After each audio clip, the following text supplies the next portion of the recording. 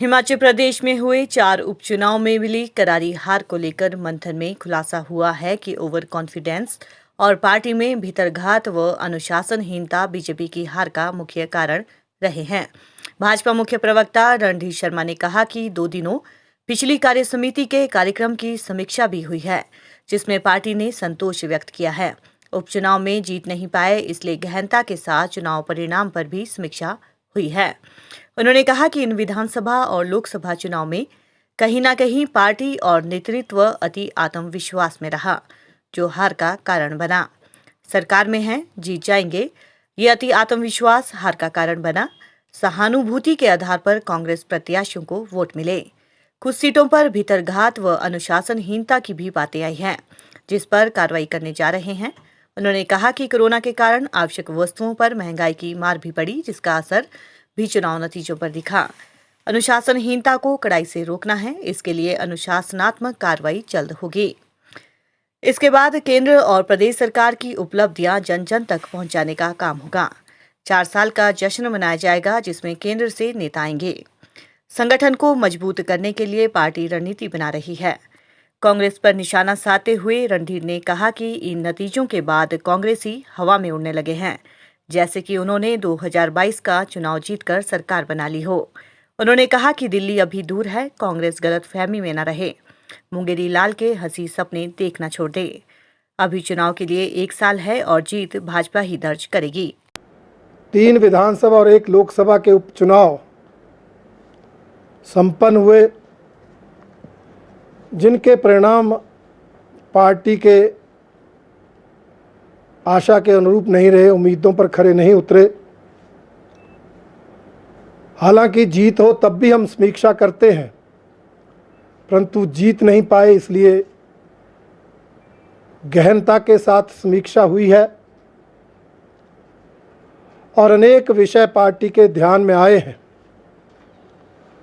जो हमारे core committee, extended core committee के सदस्यों ने ध्यान में लाए और जो इन विधानसभा लोकसभा उपचुनाव के प्रभारी सह प्रभारी थे, उन्होंने जो विषय ध्यान में लाए, उनके आधार में बताना चाहता हूं।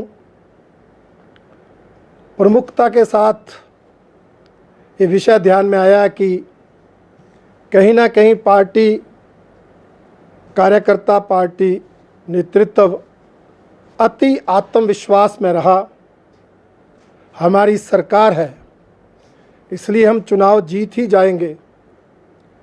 ये जो एक ओवर कॉन्फिडेंस, वो भी कहीं ना कहीं हार का कारण रहा। ये सभी जगह से ये विषय, ये बिंदु ध्यान में आया है और इसके साथ साथ सहानुभूति के आधार पर कांग्रेस पार्टी के प्रत्याशियों को लाभ मिला और एक सीट को छोड़ दें तो अन्य सभी सीटों पर सिंपैथी फैक्टर, इसने भी अपनी महत्वपूर्ण भूमिका अदा की, जिसका नुकसान भारतीय जनता पार्टी के प्रत्याशियों को इन चुनाव में हुआ। तीसरा, कहीं ना कहीं कुछ सीटों पर भीतरघात की भी शिकायतें आई हैं, अनुशासनहीनता की भी शिकायतें आई। पार्टी ने उसका कड़ा संज्ञान लिया है और ऐसे मामलों को अनुशासन समिति को रेफर करके आगामी कार्रवाई के लिए हम निर्णय लेने जा रहे हैं। इसके अलावा कुछ और विषय भी ध्यान में आए हैं कि कहीं ना कहीं कोरोना महामारी के कारण जो कुछ आवश्यक वस्तुओं की कीमतें बढ़ी, एक महंगाई के रूप में कांग्रेस ने जो मुद्दा बनाया, उसका भी पार्टी को नुकसान हुआ और जो सरकार की उपलब्धियां थी, चाहे केंद्र प्रदेश सरकार की उपलब्धियां, उनको जन जन तक पहुंचाने और समझाने में हम कहीं ना कहीं पूरी तरह से कामयाब नहीं हो पाए। इन सभी विषयों के आधार पर आने वाले समय के लिए हम क्या करें ताकि आने वाले चुनाव जीत सकें, विशेषकर 2022 में भारतीय जनता पार्टी की सरकार को रिपीट कर सकें। इसके लिए चर्चा चली है, कुछ निर्णय हुए हैं, कुछ होंगे। एक विषय पर सब एक मत है कि ये जो अनुशासनहीनता बढ़ रही है इसको कड़ाई से रोकना है। अनुशासनात्मक कार्रवाई करने के लिए प्रक्रिया तुरंत शुरू की जाएगी। दूसरा, कार्यकर्ताओं के प्रशिक्षण पर जोर दिया जाएगा, क्योंकि जो ये भीतरघात या अति आत्मविश्वास जैसे विषय है, ये कहीं ना कहीं कार्यकर्ताओं के परिपक्वता में कमी के कारण या वैचारिक प्रतिबद्धता में कमी के कारण रह जाते हैं। तो उसको प्रशिक्षण करके हम दूर करें और आगे सरकारों की, केंद्र और प्रदेश सरकारों की उपलब्धियां हम जन जन तक पहुंचा सकें, उसके लिए एक विस्तृत कार्यक्रम हम बनाने जा रहे हैं, जिसकी विस्तृत रूपरेखा तो कल बताई जाएगी। परंतु